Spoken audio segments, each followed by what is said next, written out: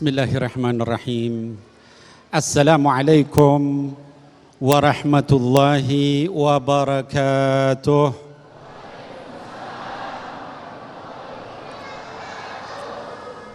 Alhamdulillah, wassalatu wassalamu ala sayyidina Muhammad wa ala alihi wa sahbihi wa azwajihi wa dhurriyyatihi wa man sara ala nahjihi wa man jahada fi sabilihi ila yaumil qiyamah. Amin ya Allah ya rabbal alamin. Amma ba'd. Yang saya cintai para jamaah sekalian dari Masjid Al-Falah, mudah-mudahan Allah Subhanahu wa taala senantiasa merahmati kita, mengampuni semua dosa kita dan mengumpulkan kita bersama orang-orang yang saleh di dunia maupun di akhirat. Amin ya Allah ya rabbal alamin. Para pemirsa TV One yang dimanapun berada, mudah-mudahan Allah Subhanahu wa taala juga senantiasa membimbing kita ke dalam jalan para ulama, jalan para salihin, jalan para aulia, jalan orang-orang yang diridhoi oleh Allah Subhanahu wa taala di dunia maupun di akhirat. Amin ya Allah ya rabbal alamin. Hadirin wal hadirat yang saya cintai karena Allah Subhanahu wa taala, pada kali ini kita berjumpa kembali dan insya Allah kita akan membahas berkaitan dengan para ulama dan salihin di dalam Al-Quran, di dalam sunnah Nabi kita, Nabi Muhammad sallallahu alaihi wasallam. Hadirin wal hadirat, seringkali kita mendengar ada yang namanya alim, jamaknya adalah ulama. Kemudian masyarakat mungkin menggelari satu dua orang atau banyak orang dengan istilah ulama. Pertanyaannya sebetulnya di dalam Islam yang namanya alim atau ulama itu seperti apa? Kalau kita melihat di dalam bahasa Arab, kata alim atau ulama berasal dari kata alima ya'lamu dalam bentuk fi'il. Kemudian menjadi isim fa'il alimun, jamaknya adalah ulama, ya. Jadi kalau kita melihat dari sisi bahasa atau dari sisi etimologis atau dari sisi lughah, maka yang namanya alim atau jamaknya ulama adalah orang yang mengetahui. Maf'ulnya adalah ilmun, ya.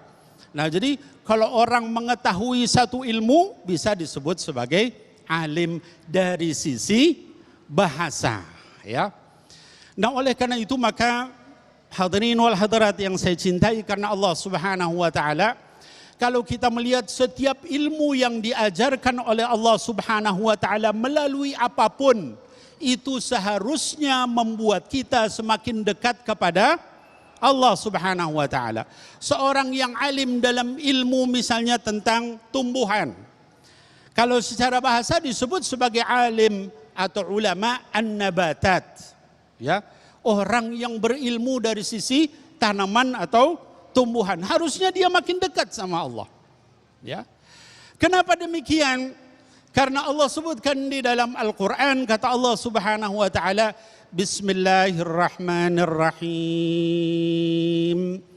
Afara'aytum ma tahruthun a'antum tazra'unahu am nahnu zari'un.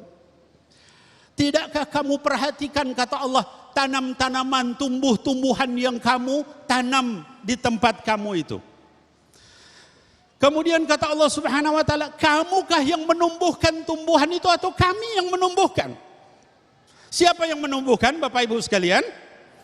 Yang menumbuhkan adalah Allah Subhanahu wa taala. Kita cuma nanam di situ, kemudian kita kasih apa? Kita kasih pupuk, kita rawat, habis itu yang menumbuhkan siapa?